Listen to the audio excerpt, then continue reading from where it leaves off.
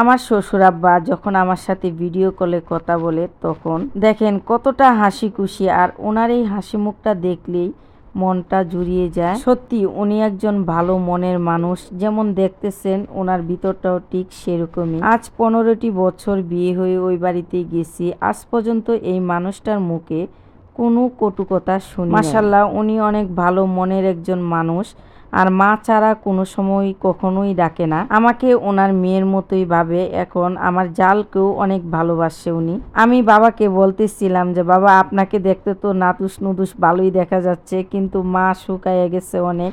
আর এই জন্যই বাবা আরো বেশি হাসতেছিল। এর আগে আমি আমার শাশুড়ির সাথে কথা বলছি, ওটুক কেটে দিছি, কারণ হচ্ছে আমার শাশুড়ি হচ্ছে অনেক ধার্মিক, এই জন্য ভিডিও কলে আনতে চাই নাই।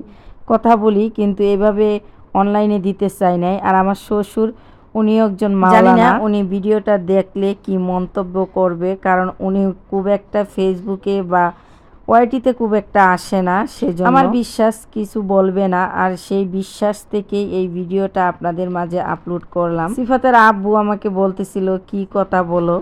আমার শ্বশুর কিন্তু অনেক পিটপাট, কারণ উনি নিজেকে হ্যান্ডসাম রাখতে অনেক ভালো পায়। উনি মাওলানা ঠিক আছে, কিন্তু কোনো জায়গায় গেলে ওনার যে জুব্বাটা মানে পাঞ্জাবিটা পরে, টুপিটা পরবে, জুতাগুলা পরবে, পইরা তারপর ঘরে যেই থাকুক না কেন ডাকবে, এদিকে আসো তো, দেখো তো আমাকে কেমন লাগতেছে।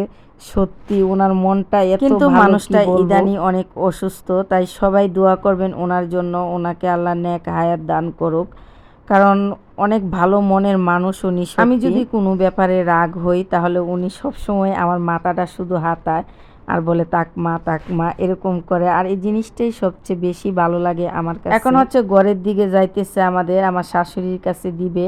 আমার শাশুড়ি রান্না করতেছিল, তো আমি ওই ভিডিওটা কেটে দিছি। সবাই ভালো থাকবেন, সুস্থ থাকবেন।